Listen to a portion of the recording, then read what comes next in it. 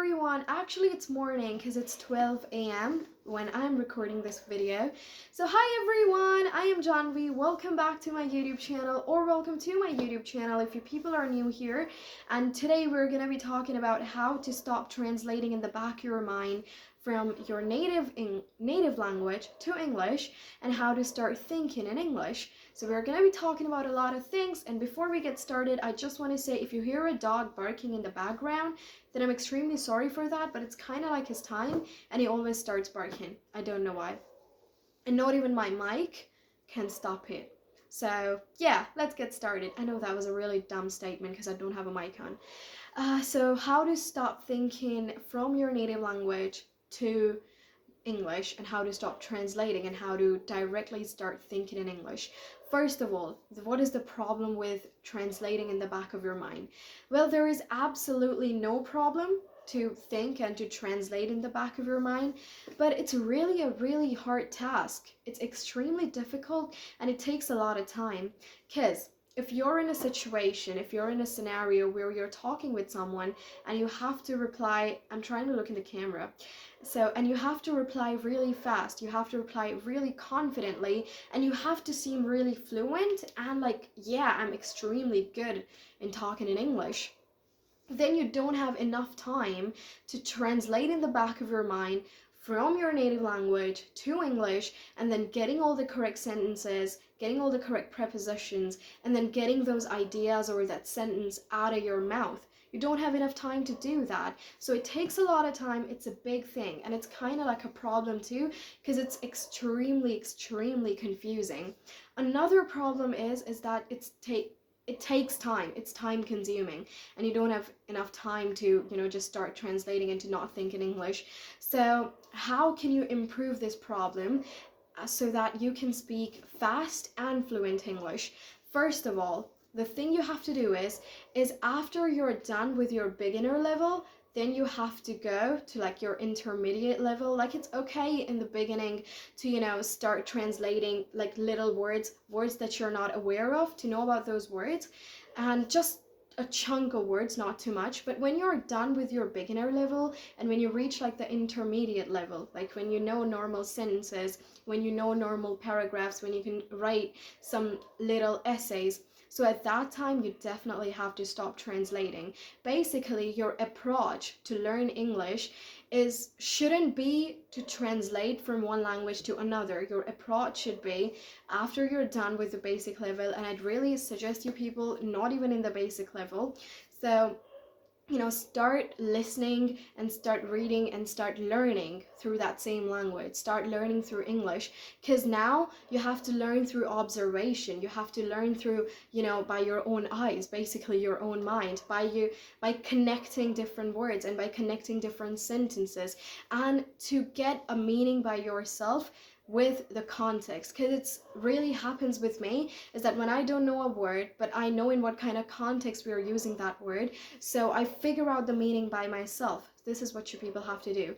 So the first thing is that your approach shouldn't be from translating from your native language to English. It should be normal. So for that, you have to stop using a bilingual dictionary.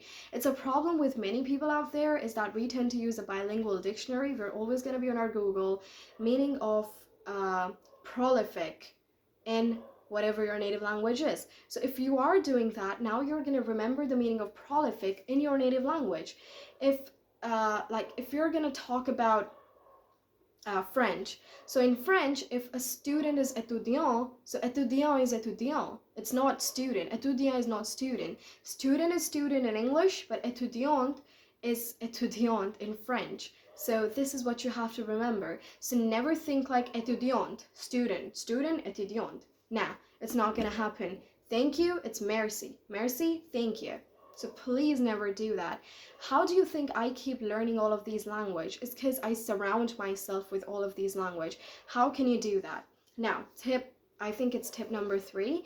So start with normal and basic things, small activities. Like, you know, when you're talking with someone and you're saying thank you in your native language, then start saying thank you in English. And this is really normal because each one of us, we are aware of the littlest thing. We know what this is called. This is a curtain. We know what a table is called. We know how do we say come here, go there, go there. We know these little words. We know these little sentences. So what you have to do is you have to start using them in your daily life. Start using them in your daily life. And if you need a better insight into things, like on this, how to start using English and how to learn English from scratch by using this method, like from small activities to big activities, then I've made a video how to learn English in 3 months from scratch and simplest steps to learn English. So it's on the I button over here or the I button over here, and go and watch. But I'm pretty sure the I button is over here. All right. Next thing.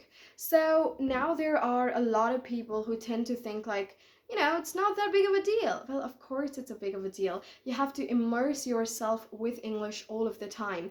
You know, if you are watching something, then start watching it in English. You have to encounter with the language more and more. Why do you think you speak your native language so fluently? Is because you're surrounded with this language. Now, many people are going to come at me in the comment section. We don't have a good environment. Our parents don't talk in English. Our friends don't talk in English. Wow, that's a really bad impression. I'm sorry. So what you're going to do is, it's not about your parents. It's not about your teachers. It's not about the kind of society and the kind of environment you're living in. Of course, it definitely plays a crucial role. But when you don't have anyone, you have you. So it depends on you, on what kind of things you're surrounding yourself with. Are you listening songs in English or not? Are you listening to any speech in English or not? Are you reading something in English or not? So basically surround yourself with everything English. If you're watching news, so start watching it in English. For the first few days, you may face some difficulties in understanding, but after that, when you're gonna become familiar with the concept and familiar with the context, then you can do that easily. Next one. Next tip is that people think if you're gonna do it for like 30 minutes a day, it's gonna be great. No, it's not gonna be great. You have to do it all of the time. You have to, you know, basically not pay a lot of attention. It's not about that, you know, because English is just a language. It's not a subject. So please don't treat it like a subject, because many people have a tendency to do that.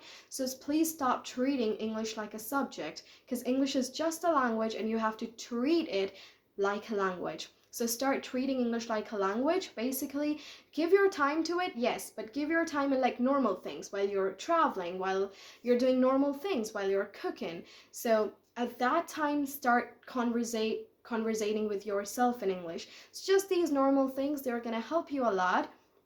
So surround yourself in everything and build your vocabulary. How can you build vocabulary? It's not going to happen by cramming. If you think you can search every word on Google, or by reading a dictionary, or by reading a book on vocabulary, then your vocabulary is going to be great. It's not going to happen, because after a few days, you're going to forget everything that you have read and that you have learned. So what's going to happen right now is after you have found out the meaning of the word, after finding out the meaning, start using them in your daily life. Like whenever you're giving yourself a monologue, or whenever you're conversating with yourself, or whenever you're using those little words and those little sentences, so start using those new words in those little sentences, so that those words, they get stuck in your mouth and you can, you know, just come up with them over and over again, so that they are fitted in your mind.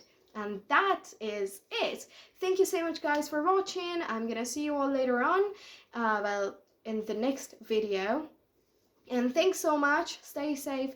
Do subscribe and do like, do comment. I welcome all of the suggestions. Thank you. Bye bye. I don't have anything else to say.